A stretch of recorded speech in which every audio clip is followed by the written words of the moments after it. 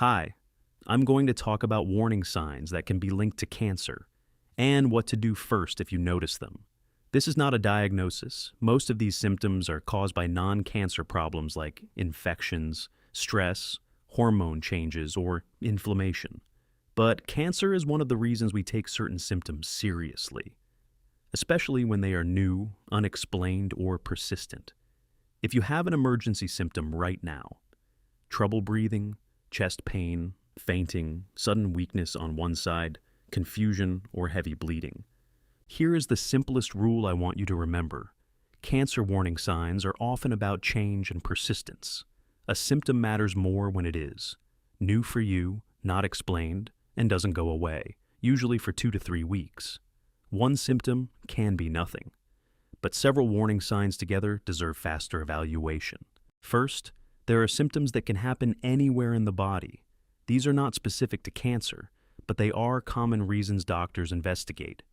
Unexplained weight loss, ongoing fatigue that doesn't improve with rest, persistent fever or night sweats without a clear infection, loss of appetite or feeling full very quickly, pain that persists or worsens, especially pain that wakes you at night or keeps coming back, a new lump, swelling, or thickening in the breast, neck, armpit, groin, or anywhere, especially if it is hard, fixed, growing, or not going away.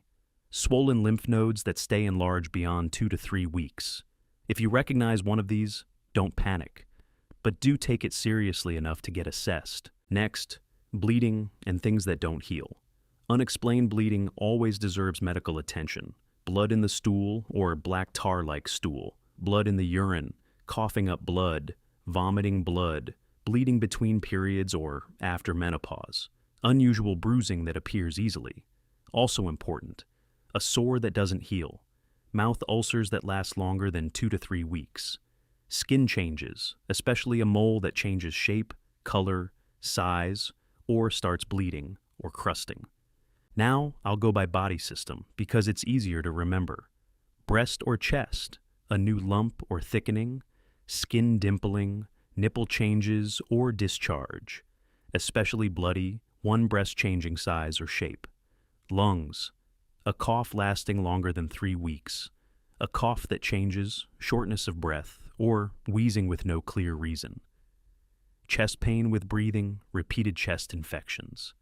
Digestive system, a lasting change in bowel habits, persistent bloating, pain after eating, trouble swallowing, or food sticking, new persistent heartburn, ongoing nausea or vomiting, urinary and reproductive, blood in urine, needing to urinate more often, urgency, burning, pelvic pain, or bloating that doesn't go away, bleeding after sex or after menopause, testicular lump, swelling, or heaviness.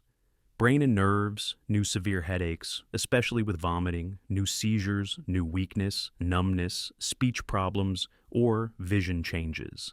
Again, most of these can be caused by other conditions, but if they are new and persistent, it is reasonable to investigate. Now, the most important part, what should you do first? Here's a calm plan doctors love because it saves time. 1.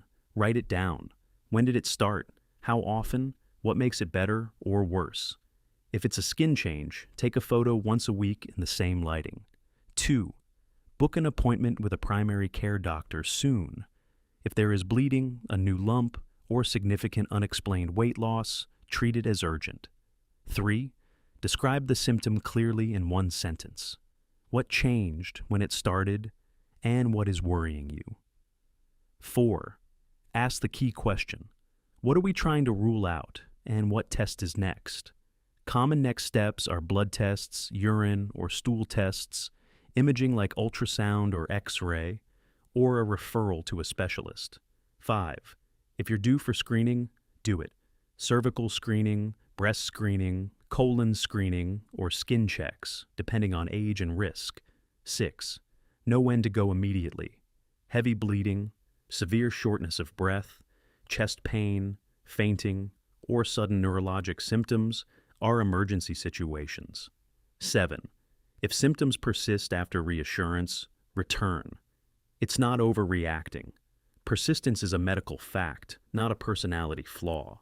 Early checks don't create problems. They catch problems early when treatment is easier.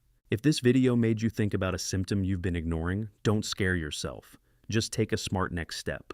Track it, book the visit, get clarity, and if you want, comment checked to remind yourself to follow through.